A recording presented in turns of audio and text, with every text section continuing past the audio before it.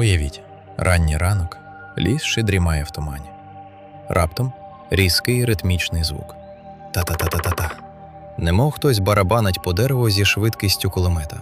20 ударів на секунду. І ні, це не машина, не інструмент, не механізм. Це він. Птах, що перетворив своє тіло на живий інструмент. Птах, без якого ліс втрачає свою рівновагу. Птах, якого ми чуємо, але рідко по-справжньому знаємо. Сьогодні ми поговоримо про дятла.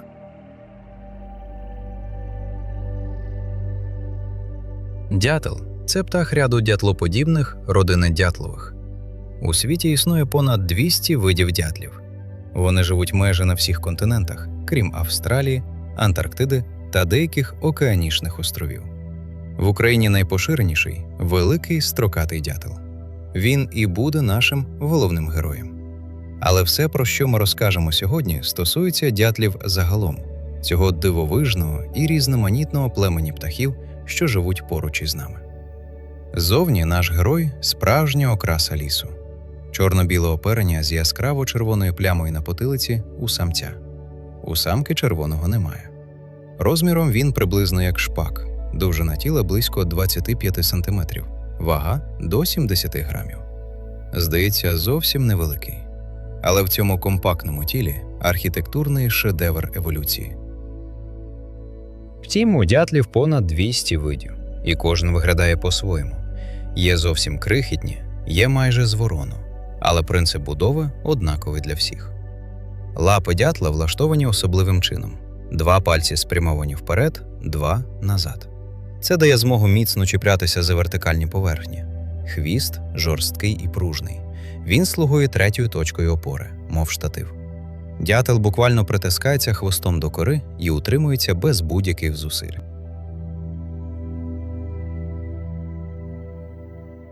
День дятла – це постійний рух між деревами. Він не сидить на місці. Прокидається рано, одним із перших у лісі, і одразу береться до роботи. Переміщується характерним хвилястим польотом. Кілька змахів крилами і пауза. Кіло ніби провалюється вниз. Потім знову змах. Ця траєкторія добре впізнається навіть здалеку. На дереві він завжди рухається знизу вгору. Спускатися вниз головою – не його стиль. Якщо він хоче оглянути нижню частину стовбура, злітає і сідає нижче.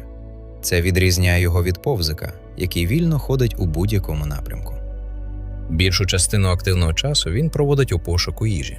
Але про те, як саме він це робить, розповімо окремо. А поки ще одна деталь поведінки, яку легко пропустити.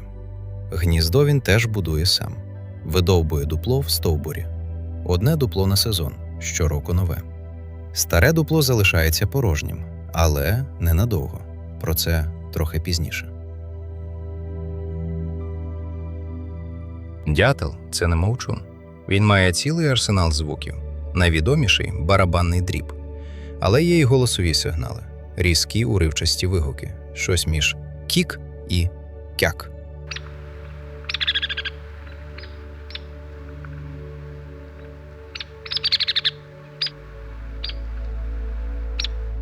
Один такий звук може означати тривогу, інший – позначення території, третій – спілкування між партнерами. Барабанний дріб – явище унікальне саме для дятлів. Але тут важливо розрізняти дві речі. Є дріб для пошуку їжі – короткий, нерівний, хаотичний. І є дріб соціальний – ритмічний, гучний, повторюваний. Саме другий і є справжньою мовою спілкування. Він вибирає для нього дзвінке, порожнисте місце, суху гілку, металеву трубу, навіть водостічний жолоб на будинку. Чим гучніше резонує поверхня, тим далі чутно сигнал. У тихому лісі такий дріб чутно за кілометр. Ритм і швидкість дробу різні у різних видів. Так, досвідчений орнітолог може визначити вид дятла лише за характером барабанного дробу, без жодного візуального контакту. Це своєрідний підпис кожного виду. Основна їжа дятла – комахи та їхні личинки. Переважно ті, що живуть під корою або всередині деревини – короїди, вусачі, бронзівки. Саме їхні ходи дятел знаходить своїм чутливим слухом. Але одним деревом він не обмежується. Навесні дятел може просведлювати кору берез і п'є сік. Влітку їсть ягоди, особливо полюбляє малину і вишню.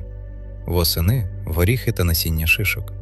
Для цього він навіть має власну кузню – щілину в корі або між гілками, куди вставляє шишку і довбає її, не даючи обертатися.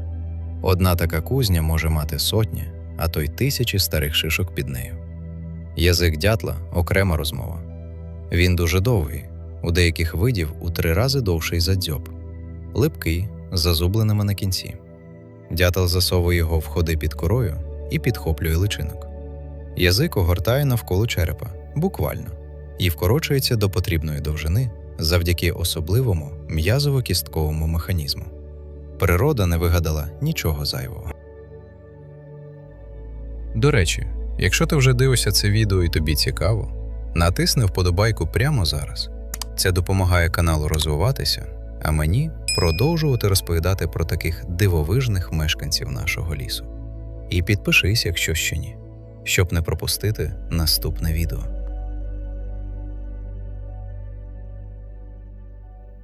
Сезон розмноження починається навесні, приблизно в березні-квітні.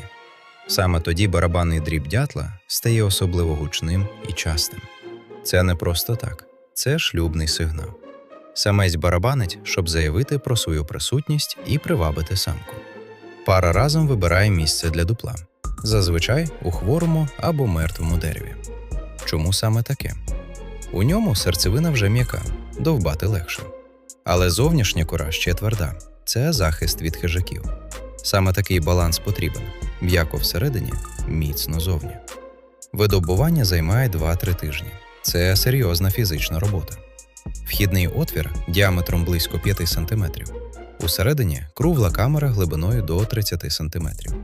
Самка відкладає 4-6 білих яєць прямо на дерев'яні тирсу на дні дупла, без гнізда як такого. Обидва батьки по черзі насиджують яйця протягом 2 тижнів. Пташенята народжуються голими і сліпими, але ростуть швидко. Через 3 тижні вони вже здатні покинути дупло. Молоді дятли спочатку тримаються поряд із батьками, потім поступово розходяться і шукають власні ділянки. Вже до кінця першого літа вони повністю самостійні. А тепер 3 факти про дятла, які знають лічені одиниці. Факт перший. Мозок дятла не б'ється об череп при ударах. І це не просто удача природи. Череп у нього влаштований як двошаровий амортизатор. Між зовнішньою та внутрішньою кістками є особлива губчаста структура.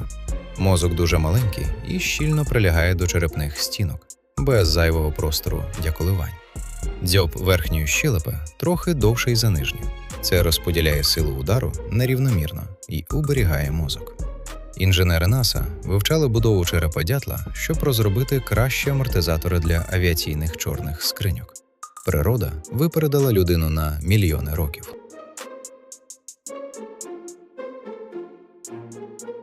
Факт другий. Дятли запам'ятовують тисячі місць. Жолудовий дятел, що живе в Північній Америці, заготовлює на зиму до 50 тисяч жолудів і ховає кожен окремо у спеціально видовбаних отворах у дереві. Таке дерево-комора може мати сотні дірочок, кожна для одного жолудя. І дятел знаходить їх навіть після місяців зими. Дослідження показують, що просторова пам'ять у дятлів розвинена надзвичайно, порівнянна з пам'яттю воронових птахів, яких вважають одними з найрозумніших. Факт третій. Дятел може виживати при морозах, ховаючись у власному дуплі. Але не так, як думають більшість. Він не впадає в сплячку. Натомість використовує стан торпору, різке уповільнення обміну речовин на ніч. Температура тіла падає, серце б'ється рідше, дихання сповільнюється. Вранці він запускається знову і летить на пошук їжі. Цей механізм дозволяє йому економити до 40% енергії за ніч. Маленький, але дуже ефективний організм. У дятла є вороги. І їх більше, ніж здається. Серед птахів найнебезпечніші – яструб-перепелятник і тетерев'ятник. Вони полюють на відкритих просіках і можуть зловити дятла в польоті. Куниця – головна загроза на деревах. Вона легко лазить по стовбурах і може залізти навіть у дупло, якщо отвір достатньо великий. Саме тому вхід у дупло такий вузький – 5 см. Куниця просто не протиснеться. Захист у дятла – насамперед настороженість і швидкість. Він постійно обертає голову, стежить за небом. При небезпеці притискається до стовбура і завмирає. Його забарвлення дозволяє злитися з корою. Якщо загроза близька, різко злітає та ховається за стовбур дерева, виглядаючи з протилежного боку. Молоді пташенята в дуплі особливо вразливі. Щоб зменшити ризик, батьки нерідко видовбують дупло на значній висоті – 6, 10, а то й 15 метрів над землею. Чим вище, тим складніше хижакові дістатися.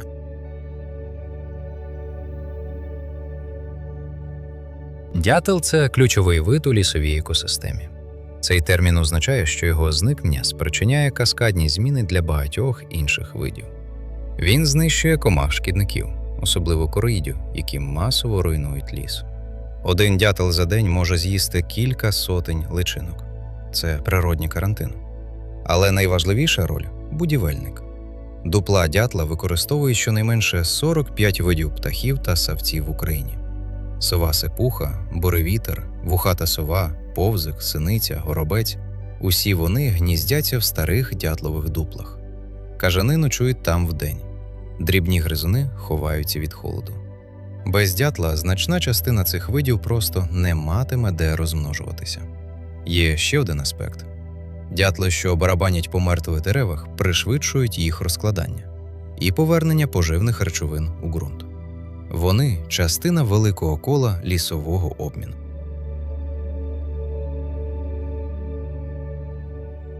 На відміну від багатьох птахів, більшість дятлів наших широт – осілі. Вони не відлітають на зиму. Залишаються у своєму лісі цілий рік. Його ділянка – від 5 до 20 гектарів лісу, залежно від густини їжі. Взимку він активніше шукає насіння і шишки, бо личинок стає менше. Цікаво, що дятли – переважно одиночні птахи. Вони не збираються в зграї. Кожен охороняє свою ділянку. Якщо чужий дятел наближається, господар реагує агресивно. Барабанить, демонструє чорно-біле оперення, може вступити в прямий конфлікт. Але великих бійок зазвичай вдається уникнути. Демонстрація сили часто вирішує суперечку без контакту. Взимку, у дуже холодні ночі, він ночує в старому дуплі. Не гніздовому, а спеціальному зимовому. Це окреме дупло, яке він облаштовує виключно для ночівлі. Деякі особини використовують його роками. Якщо це відео було для тебе корисним, постав вподобайку і поділися з кимось, хто любить природу. А ще підписуйся на канал, щоб дізнаватися більше про дивовижних мешканців наших лісів, полів і водойм. Кожен тиждень нова тварина, нова історія. Дятел існує на цій планеті вже понад 25 мільйонів років. Задовго до того, як з'явилися наші ліси, він уже довбав деревину, слухав кору, будував дупла. І ліс навчився жити разом із ним, залежати від нього. Кожен удар його дзьоба – це не просто пошук їжі.